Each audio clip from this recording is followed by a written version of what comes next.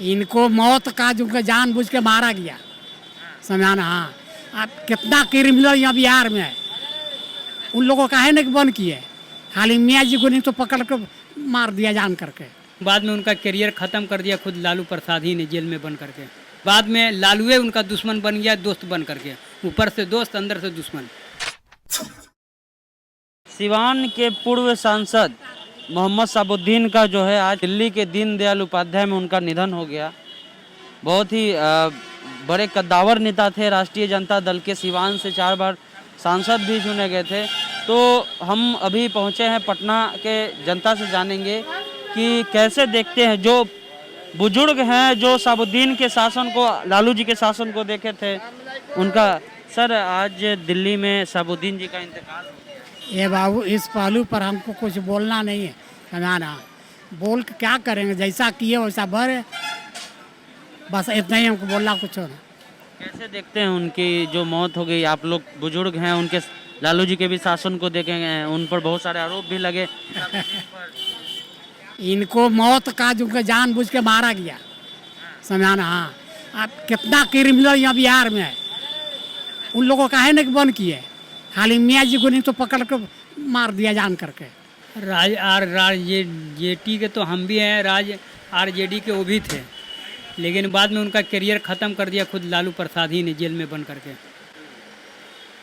अफसोस तो सबको होगा, ऐसी बात तो नहीं कि बहुत बड़े नेता और बहुत बड़े अपने खिदमतगार थे अपने इलाके के, ऐसी बात तो नहीं है। पूरे इलाका में उन्होंने अपना नाम कमाया है और खिदमत भी गरीबों को किया है। अफसोस तो सभी को होगा इस काम से, चाहे वो पार्टी किसी पार्टी से, उससे कोई मतलब नहीं है, लेकिन सामाजिक काम उन्होंने बहुत किया है। कहा जाता था कि बहुत खौफ है उनका सिवान में। ऐसी कोई बात नहीं है, वो हवा उड़ाना, अदर पार्टी वालों हवा उड़ाया है, ऐसी बात नहीं है।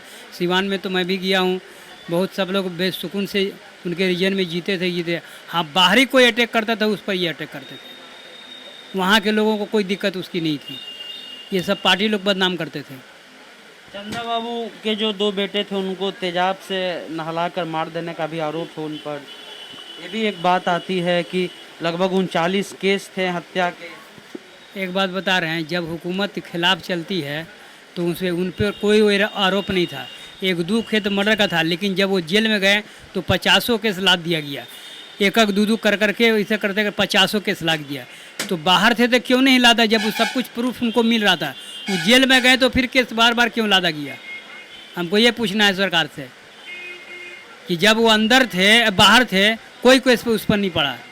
हालांकि पुलिस तो आत्मनिर्भर है, किसी को कुछ भी कर सकती है, लेकिन ऐसा नहीं। जब वो जेल में गए तो एक एक कर केस बना करके दूसरा का भी केस उन पर लाद करके उनको जेल में सड़ाई दिया गया। मैंने ख़त्म उनका करियर बर्बाद कर दिया उनका। कहा जा रहा था कि लालू यादव का संरक्षण में बहुत सारा जो मतलब क्रिमिनल एक्टिविटी भी किया करते थे, ये भी आरोप लगता है उन पर। हाँ, लगता है कुछ ऐसा काम उन्होंने लालू के लिए, उनकी लालू के कुर्सी को बचाने के लिए उन्होंने किया था। जैसा कि पहली बार उनको कुर्सी नहीं मिल रही थी तो साहबुद्दीन एक ऐसा नेता पटना में था कि टोटल विधायक को रोक करके उनको कुर्सी दिलवाया था। थी ऐसी बात है, लेकिन बाद में लालूए उनका दुश्मन बन गया, दोस्त बन करके, ऊपर से दोस्त अंदर से दुश्मन।